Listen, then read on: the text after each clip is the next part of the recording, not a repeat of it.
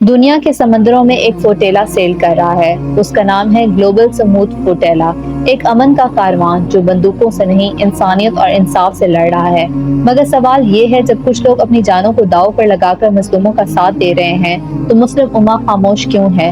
کیا ہم اتنے بے حس ہو چکے ہیں کہ اب ظلم بھی ہمیں محسوس نہیں ہوتا؟ سموتھ ایک عربک لفظ ہے جس کا مطلب ہے صبر، اسٹیڈ فاسٹنس یعنی مضبوط رہنا، اور یہی لفظ اب دنیا بھر کے انصاف پسندوں کا نعرہ بن گیا ہے۔ 2024 میں گلوبل سموتھ فوٹیلا ایک مشن کے طور پر نکلا، غزہ کے لیے انسانی مدد لے کر۔ یہ صرف ایک شپ نہیں بلکہ امید کا سفر تھا۔ اس مشن میں مسلمان، مسیحی، یہودی اور سیکولر پیس ایکٹیوسٹ سب شامل تھے، جن کا ایک ہی مقصد تھا: اسرائیل کی ناجائز بلاکیڈ کو توڑنا اور غزہ کے لوگوں تک انسانی مدد پہنچانا۔ یہ وہی غزہ ہے جہاں 17 سال سے زیادہ عرصے سے بلاکیڈ لگا ہوا ہے، جہاں پانی، بجلی، دوا اور کھانا تک ریسٹرکٹڈ ہیں، اور جہاں ہر کچھ مہینوں بعد بم برسائے جاتے ہیں، اسکول، مسجد، ہاسپٹل سب نشانہ بنتے ہیں۔ لیکن گلوبل سموتھ فوٹیلا نے یہ کہہ دیا: ہم خاموش نہیں رہیں گے، ہم انسانیت کے لیے کھڑے ہیں، چاہے دنیا کچھ بھی کہہ لے۔ یہ ایک نئی فریڈم فوٹیلا موومنٹ تھی جو 2010 کی ماوی مامرا اٹیک کی یاد تازہ کرتی ہے، جب اسرائیل فورسز نے ایک ٹرکش شپ پر حملہ کر کے 10 پیس ایکٹیوسٹ کو شہید کر دیا تھا۔ مگر اس بار دنیا نے دیکھا کہ یہ لوگ نہ تو ہتھیاروں سے لیس تھے، نہ کسی سیاسی ایجنڈا کے ساتھ نکلے تھے، صرف ایک میسج کے ساتھ: فری غزہ، اینڈ دی سیج۔ لیکن اب سوال اٹھتا ہے، مسلم امہ کہاں ہے؟ جب ایک یورپین یا لیٹن ایکٹیوسٹ اپنی جان رسک میں ڈال کر فلسطین کے لیے کھڑا ہو سکتا ہے، تو وہ مسلمان کہاں ہے جس کے دل میں قبلہ اول کا درد ہونا چاہیے تھا؟ قرآن نے کہا: وَإِنْ اسْتَنْصَرُوكُمْ فِي الدِّينِ فَعَلَيْكُمُ النَّصْرُ۔ اگر وہ تم سے دین کے معاملے میں مدد مانگے تو تم پر ان کی مدد لازم ہے۔ سورہ انفال۔ پھر ہم نے اپنے فلسطینین بھائیوں کو کیوں بھلا دیا؟ کیا ہم نے ان کی چیخیں، ان کے بچوں کے آنسو، ان کی ماؤں کے جذبات کو محسوس کرنا چھوڑ دیا ہے؟ آج مسلم امہ 2 بلین سے زیادہ افراد پر مشتمل ہے۔ ہر جمعہ ہم مسجد میں دعا کرتے ہیں: یا اللہ فلسطین کو آزادی دے دے۔ مگر یہ مسئلہ صرف دعاؤں سے حل نہیں ہوگا۔ نہ ہماری حکومتیں بولڈ سٹانس لیتی ہیں، نہ ہماری عوام بائیکاٹ میں مستقل ہیں، اور نہ ہماری سوشل میڈیا کی آواز اتنی طاقتور ہے جتنی ہونی چاہیے۔ ہم نیٹ فلکس اور فٹ بال لیگز میں مصروف ہیں، جبکہ غزہ کے لوگ اپنے بچوں کو گھروں کے نیچے دفن کر رہے ہیں۔ کیا یہی ہے امہ کا درد جس کا دعویٰ ہم کرتے ہیں؟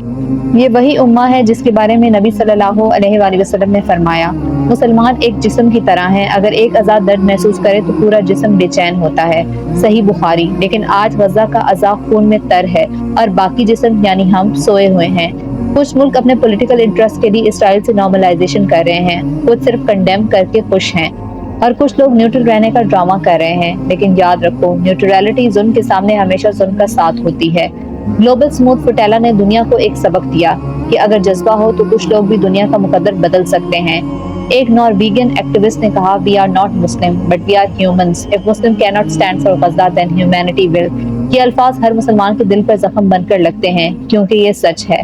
ہم وہ قوم ہیں جن کے پاس سب کچھ ہے: آئل، ریسورسز، ٹیکنالوجی، یوتھ، لیکن نہ اتحاد ہے، نہ ایمان کی گرمی۔ فلسطین صرف زمین نہیں، یہ اسلام کی پہچان ہے۔